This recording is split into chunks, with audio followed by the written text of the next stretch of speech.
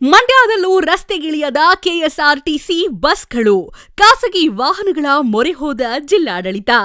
KSRTC ನೌಕರರ ಮುಷ್ಕರಕ್ಕೆ ಕರೆ ನೀಡಿರುವ ಹಿನ್ನೆಲೆ ಇಂದು ಮಂಡ್ಯ ಜಿಲ್ಲೆಯಾದ್ಯಂತ ಸಾರಿಗೆ ಬಸ್ಗಳು ರಸ್ತೆಗೆ ಇಳಿಯಲಿಲ್ಲ. ಈ ನಡುವೆ ಸಾರ್ವಜನಿಕರಿಗೆ ತೊಂದರೆಯಾಗುವುದನ್ನು ತಪ್ಪಿಸಲು ಜಿಲ್ಲಾ ಅಧಿಕಾರಿ ಡಾ ಕುಮಾರ್ ರವರು ಖಾಸಗಿ ವಾಹನಗಳನ್ನು ರಸ್ತೆಗೆ ಇಳಿಸಲು ಕ್ರಮ ಕೈಗೊಂಡಿದ್ದಾರೆ.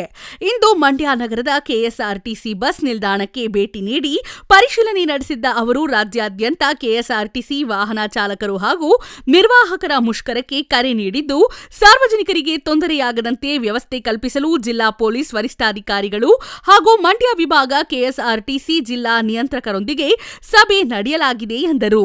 ಮಂಡ್ಯ ವಿಭಾಗ ಕೆಎಸ್ಆರ್ಟಿಸಿ ಜಿಲ್ಲಾ ನಿಯಂತ್ರಕರು ಸಾರ್ವಜನಿಕರಿಗೆ ತೊಂದರೆಯಾಗದಂತೆ ಎಲ್ಲರೂ ಕೆಲಸಕ್ಕೂ ಹಾಜರಾಗುವಂತೆ ಇಂದು ಬೆಳಗ್ಗೆ ಕರೆ ಮಾಡಿ ಮನವಿ ಮಾಡಿರುತ್ತಾರೆ.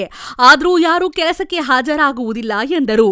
ಖಾಸಗಿ ವಾಹನಗಳ ಮೊರೆ: ಮಂಡ್ಯ ಜಿಲ್ಲೆಯಲ್ಲಿ 215 ಖಾಸಗಿ ಬಸ್, 272 ಮಿನಿ ಬಸ್ಗಳಿದ್ದು, ಸಾರ್ವಜನಿಕರಿಗೆ ತೊಂದರೆಯಾಗದಂತೆ ಖಾಸಗಿ ಬಸ್ ವ್ಯವಸ್ಥೆ ಮಾಡಲಾಗಿದೆ.